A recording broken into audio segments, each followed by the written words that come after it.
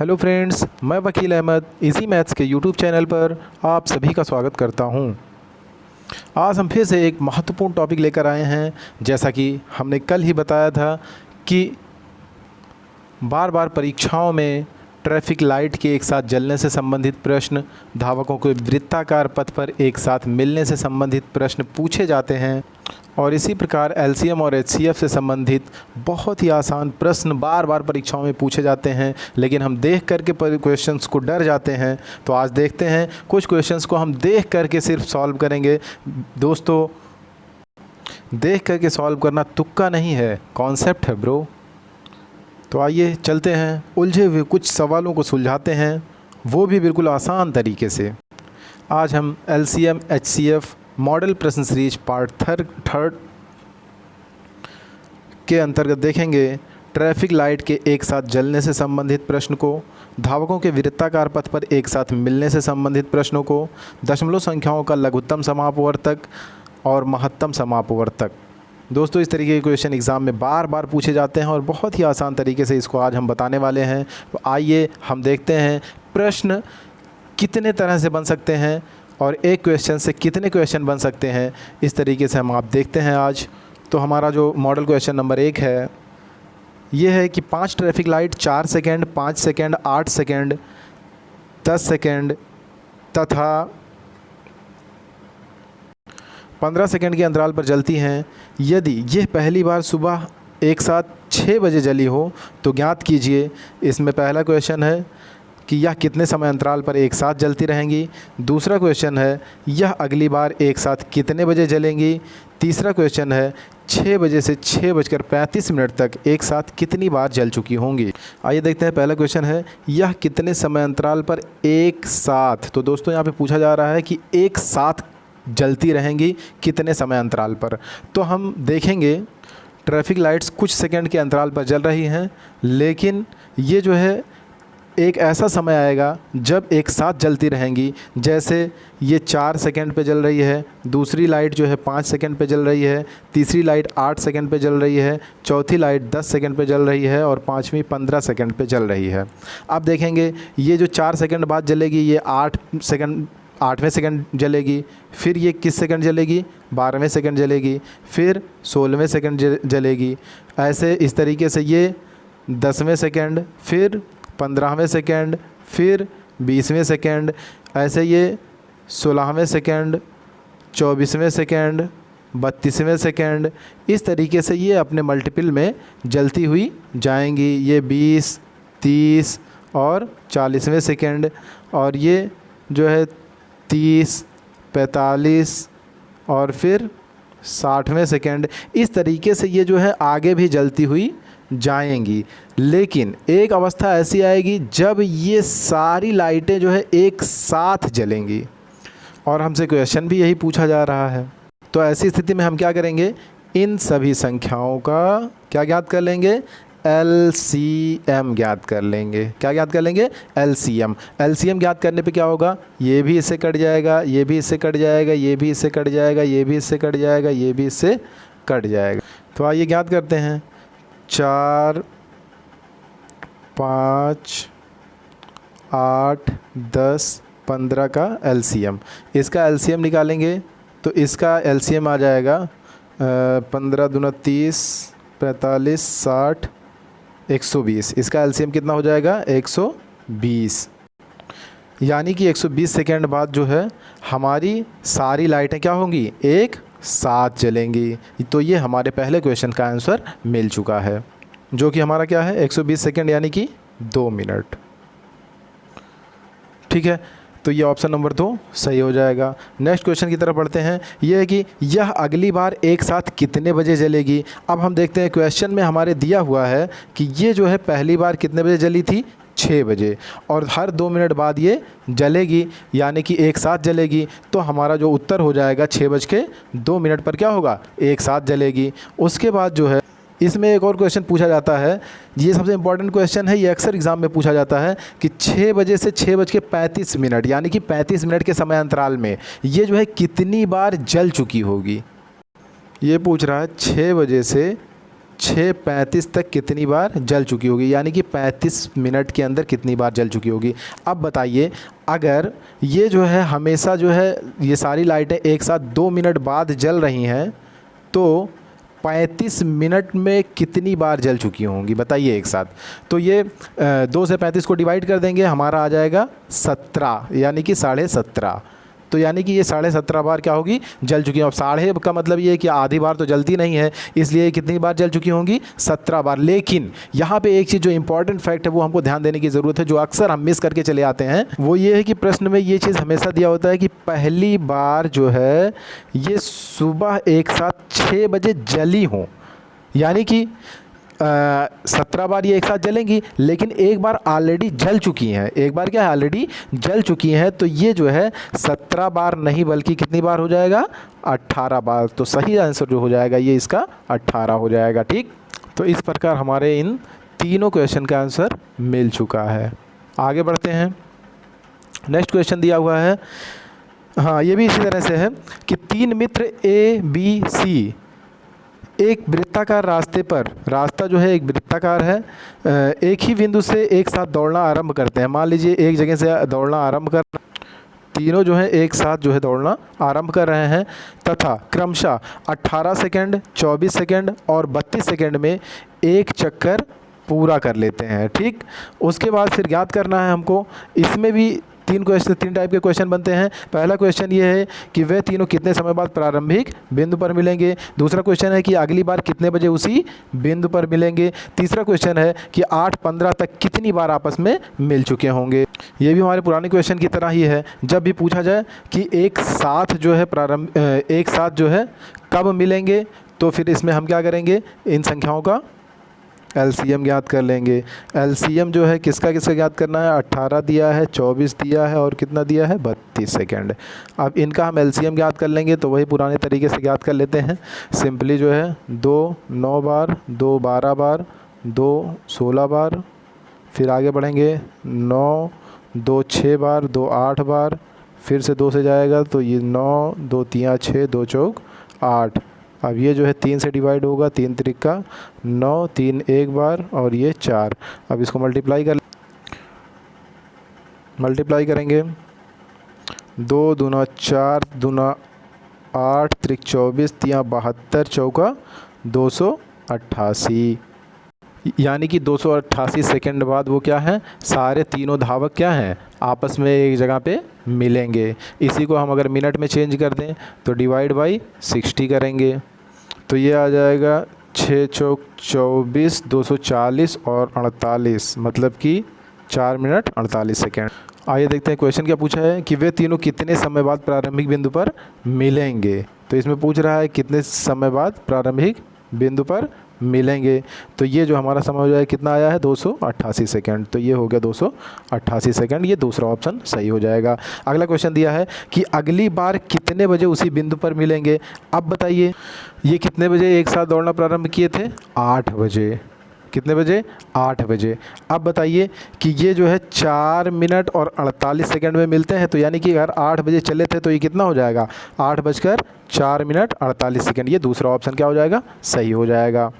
Next question पूछ रहा है कि 8:15 तक कितनी बार आपस में मिल चुके होंगे, यानी कि 8 बजे चले थे और 8:15 तक, यानी कि 15 मिनट के अंदर जो है वो कितनी बार मिलेंगे। तो ये देखते हैं हम, ये जो है 4 मिनट 48 सेकेंड में एक बार, तो 15 मिनट में यानी कि 4 तिहाई 12, तो लगभग 3 बार जो है ये मिल चुके होंगे। लेकिन यहाँ पे वही चीज़ हमको ध्यान देनी है कि ये जो है 3 बार तो 4:48 में मिलेंगे, लेकिन जब इन्होंने स्टार्ट किया था तो भी तो एक बार मिल चुके थे, तो इसलिए वो एक जो है इसमें क्या हो जाएगा, प्लस हो जाएगा। तो टोटल जो हमारा ऑप्शन सही हो जाएगा ये दूसरा ऑप्शन, कितनी बार, 4 बार।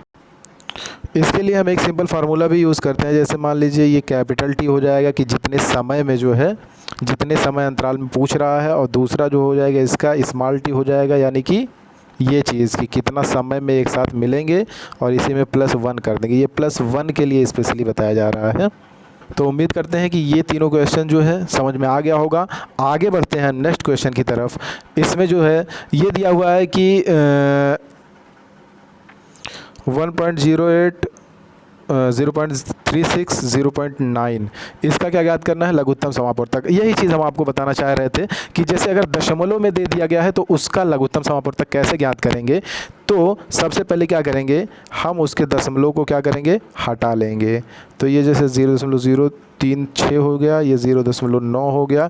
इसके दशमलव को हटाने के लिए क्या करेंगे, यहाँ पे नीचे 100 से भाग कर देंगे, यहाँ पे 100 से भाग कर देंगे, यहाँ पे 100 से 10 से भाग कर देंगे। और ऐसी स्थिति में सबका दशमलव हट चुका होगा। तो ये हो जाएगा 108/100 और ये हो जाएगा 36/100 और ये हो जाएगा 9/10। अब ये बन चुका है हमारा भिन्न। और भिन्न का लघुत्तम समापवर्तक ज्ञात करने के लिए आपको तरीका बताया गया है कि उसके क्या करना है, जो चीज़ है, अगर मान लीजिए भिन्न का लघुत्तम समापवर्तक या एलसीएम ज्ञात करना है तो उसके अंश का हम एलसीएम ज्ञात करेंगे और हर का एचसीएफ ज्ञात करेंगे। ये चीज़ हमेशा ध्यान रखना है आपको।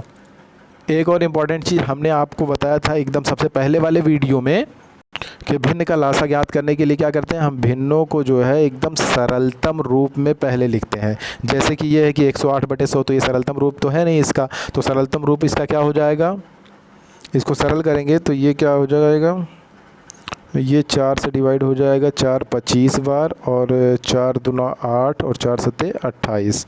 ये दूसरा हो जाएगा, ये भी 4 से डिवाइड हो जाएगा, 4 नवा 36, 4 25 बार और ये नहीं डिवाइड होगा। तो फाइनली हमको अंश में मिल गया 27 और 9 और फिर से 9 और हर में क्या मिल गया, 25 25 और 10, 25 25 और 10। अब हम क्या करेंगे, यहाँ पे अंश का क्या करेंगे, एलसीएम ज्ञात करेंगे और हर का एचसीएफ। क्वेश्चन में जो चीज़ पूछा है, जैसे क्वेश्चन में एलसीएम पूछ रहा है तो हम उसमें क्या करेंगे, अंश का भी क्या ज्ञात करेंगे, एलसीएम ही ज्ञात करेंगे और हर का एचसीएफ ज्ञात करेंगे। तो सिंपल 27, 9 और 9 का एलसीएम कितना हो जाएगा, 27 ही हो जाएगा। और ये जो है 25, 25 और 10 का एचसीएफ कितना हो जाएगा, 5 हो जाएगा। तो ये हमारा आंसर आ गया कितना, 27/5। सॉरी, ऑप्शन में पॉइंट में दिया है तो इसको हम पॉइंट में चेंज कर लेंगे, डिवाइड कर लेंगे, 5 1 5 और 5 पंजम 25 और 2 27, 5 चौक 20। तो ये हमारा आंसर हो गया 5.4। ठीक, तो ये हमारा सही ऑप्शन हो जाएगा, ऑप्शन नंबर 4, 5.4। आगे बढ़ते हैं नेक्स्ट क्वेश्चन की तरफ। अगला क्वेश्चन है हमारा 0.036, 0.54, 2.7। इसका क्या ज्ञात करना है हमको, महत्तम समापवर्तक। अब हमने आपको बताया है कि अगर हमको जो चीज़ ज्ञात करना है, जैसे हमको एचसीएफ ज्ञात करना है तो इसको क्या करेंगे, सबसे पहले क्या करेंगे, हम अगर दशमलव में दिया हुआ है तो उसके दशमलव को पहले हम हटाएंगे। तो दशमलव को जब हम हटाएंगे तो ये हमारा हो जाएगा 0.036 और 0.54 और कितना दिया हुआ है, 2.7। इसके दशमलव को हटाने के लिए क्या करेंगे, हम डिवाइड बाई, ये 1000 हो जाएगा, डिवाइड बाई 100 हो जाएगा और ये डिवाइड बाई 10 हो जाएगा। अच्छा, दशमलव हटता कैसे है, ये कोई तुक्का नहीं है कि इससे हमने डिवाइड कर दिया, इससे डिवाइड कर दिया, इससे डिवाइड कर लिया। ये कॉन्सेप्ट है ब्रो, कॉन्सेप्ट। कैसे, जैसे ये क्या है, 0.036 है। अब क्या किया हमने, दशमलव के नीचे 1 लिखा, उसके बाद जितने डिजिट उतने 0 लिखे हमने और इसी संख्या से हमको ऊपर भी गुणा करना पड़ेगा क्योंकि हमें इसको बैलेंस करना है। ठीक, अब क्या करेंगे, जब इससे इसको हम क्या करेंगे, गुणा करेंगे तो ये जो है दशमलव हट जाएगा और ये हो जाएगा 36 और नीचे वाला रिमेनिंग बचा रहेगा। तो ये हमारा पॉइंट आ जाता है, ये इस तरीके से दशमलव हट जाता है। तो सिंपली हम ऐसे रनिंग में बता देते हैं, लेकिन इसका जो कॉन्सेप्ट है वो यही है। तो आगे बढ़ते हैं, यहाँ से हमको मिल जाएगा 36/1000 और यहाँ से मिल जाएगा 54/100 और यहाँ से मिल जाएगा 27/10। अब क्या ज्ञात करना है, मासा यानी कि एचसीएफ। तो एचसीएफ ज्ञात करना है तो अंशों का क्या करेंगे, हम एचसीएफ ज्ञात करेंगे और हर का क्या ज्ञात करेंगे, उसी का उल्टा एलसीएम ज्ञात करेंगे। तो यहाँ से 36, 54 और 27 का एलसीएम, सॉरी एचसीएफ, तो ये डायरेक्ट नहीं निकलेगा इसका HCF या LCM जब भी भिन्न में दिया हुआ है तो हमने आपको बताया है कि उसको क्या करेंगे, सबसे पहले हम उसको सरलतम रूप में लिखेंगे। तो जब हम सरलतम रूप में लिखेंगे इन सभी को, तो इसको पहले सरल करते हैं। तो इसको जो है हम डिवाइड करेंगे 4 से, 4 9 36 और 4 25 बार, ये 250 हो गया। और इसी तरीके से ये 2 से कट जाएगा तो ये 27 और बटे 50 हो जाएगा। इसी तरीके से 27 बटे 10 है ही, ये सरलतम रूप में है। आगे अब हम ज्ञात करेंगे अंशों का HCF। अंश में क्या क्या हमको मिल रहा है, 9 मिल रहा है, इधर 27 मिल रहा है, फिर से एक और बार 27 मिल रहा है। और हर में LCM ज्ञात करना है। इसमें क्या क्या मिल रहा है हमको, 250 मिल रहा है, फिर कितना मिल रहा है, 50 मिल रहा है, फिर कितना मिल रहा है, 10 मिल रहा है। अब जो है हमको मिल गया ये। अब हमको इसका ज्ञात करना है HCF।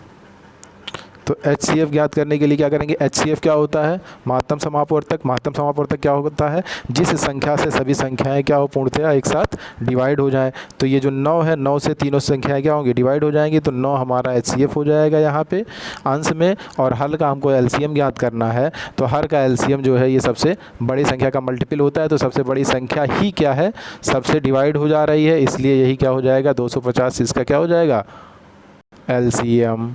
आइए देखते हैं हमारा ऑप्शन क्या दिया हुआ है। तो ये ऑप्शन दिया हुआ है पॉइंट में। तो पॉइंट में अगर ऑप्शन दिया हुआ है तो इसको भी हम क्या करेंगे, पॉइंट में बदल लेंगे। और पॉइंट में बदलने का मतलब 250 से 9 में भाग देंगे। तो ये काफ़ी लंबा प्रोसेस हो जाएगा। तो सिंपली हम नीचे वाली डिजिट को क्या करेंगे, इसको हम सेट करेंगे इस प्रकार से कि ये 10 या 100 या 1000 या 10,000 इस तरीके का बन जाए। तो क्या करेंगे, अब 250 है तो ये 10 और 100 तो बनने से रही, 1000 बनाएंगे। तो 1000 बनाने के लिए क्या करेंगे, इसको 4 से मल्टीप्लाई कर देंगे। तो 4 से यहाँ मल्टीप्लाई करेंगे तो ऊपर भी 4 से मल्टीप्लाई हो जाएगा। तो ये हमारा आ जाएगा 36 बटे कितना, 1000। अब जो है 3 डिजिट पे हम क्या करेंगे, यहाँ पे 0 लगा दें। तो ये दो डिजिट ऑलरेडी है 36, एक डिजिट और हम पहले से बढ़ा लेंगे। तो ये हो जाएगा हमारा आंसर हो जाएगा। तो ये हमारा आंसर कितना हो जाएगा, 0.36। तो इसमें हमारा ऑप्शन नंबर 3 सही हो जाएगा। ठीक, आइए आगे बढ़ते हैं। दिया हुआ है कि दो संख्याओं का महत्तम समापवर्तक कितना है, 6। निम्न में से कौन सा मान इस संख्या का लघुत्तम समापवर्तक नहीं हो सकता है। तो इसका आंसर हो जाएगा ये 140। अब आप कहेंगे कि क्या सर, ये कान पकड़ के चेक किए हैं क्या, तुक्का लगाए हैं, जो गर्म था वही वाला ऑप्शन सही हो गया। तो ऐसा कुछ नहीं है, ये तुक्का नहीं है, कॉन्सेप्ट है ब्रो, कॉन्सेप्ट। तो आइए देखते हैं कॉन्सेप्ट क्या है। कॉन्सेप्ट ये है कि जो मासा होता है उससे जो होता है लासा जो है वो पूर्णतः क्या होता है, डिवाइड हो जाता है। तो हम चेक करेंगे, हमारा मासा 6 है, 6 से ये जो है 120 डिवाइड हो जाएगा, हाँ हो जाएगा। तो ये वाला हमारा ऑप्शन गलत हो गया। 6 से 180 डिवाइड हो जाएगा, हाँ हो जाएगा, 6 3 18। तो ये वाला ऑप्शन हमारा गलत हो गया। फिर 6 दूना 12 3 15, ये 150 डिवाइड हो जाएगा, हाँ हो जाएगा। तो ये ऑप्शन गलत हो गया। तो सही क्या हुआ, 6 दूना 12 और 2 14, 6 3 18। यानी कि ये 140 जो है ये पूर्णतः क्या है, डिवाइड नहीं है। इसलिए जो है उन दो संख्याओं का लघुत्तम समापवर्तक 140 नहीं हो सकता है, जिसका मासा 6 है। इसका जो कॉन्सेप्ट है इसका आप नोट में इसको देख सकते हैं, नोट में इसको लिख सकते हैं। ये वाला कॉन्सेप्ट है हमारा। ठीक, इसकी वजह से क्या है, ये ऑप्शन नंबर 2 क्या होगा, सही ऑप्शन हो जाएगा। ठीक, अब आगे बढ़ते हैं। Next question, model question number 6। ये लास्ट क्वेश्चन है, इसको भी इसी तरीके से सॉल्व करेंगे। दो संख्याओं का लघुत्तम समापवर्तक कितना दिया है, 288 दिया हुआ है। निम्न में से कौन सा इसका महत्तम समापवर्तक नहीं हो सकता है। तो इसका सही आंसर हो जाएगा 9 त्रिक 27, 9 दूना 18, 8 त्रिक 24 और 8 छक 48, 7 चौक 28, 7। ये आपका सही ऑप्शन हो जाएगा। अब आपको फिर से लग रहा होगा कि तुक्का है, नहीं, अब आप समझ गए होंगे कि ये तुक्का नहीं है, कॉन्सेप्ट है ब्रो, कॉन्सेप्ट।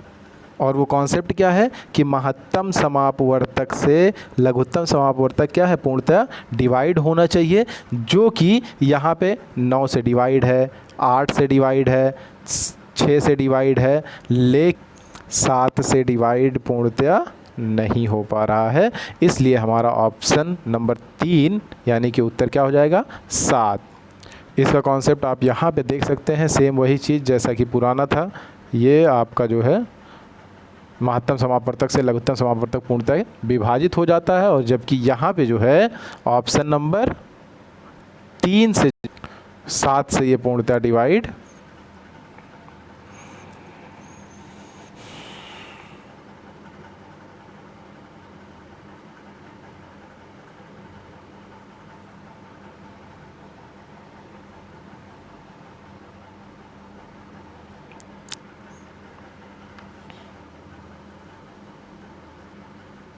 वीडियो अगर पसंद आए तो लाइक करें, अपने दोस्तों को शेयर करें, वीडियो को सब्सक्राइब करें और नोटिफिकेशन पाने के लिए बेल आइकन को ज़रूर प्रेस करें। तो दोस्तों याद रहे कि हमारे चैनल इजी मैथ्स पर पूरा गणित चैप्टर मॉडल प्रश्न तथा प्रैक्टिस प्रश्न के साथ प्रतिदिन निःशुल्क रटाया नहीं सिखाया जाता है, इसलिए बने रहिए हमारे चैनल इजी मैथ्स पर। मिलते हैं नेक्स्ट वीडियो में, तब तक के लिए जय हिंद।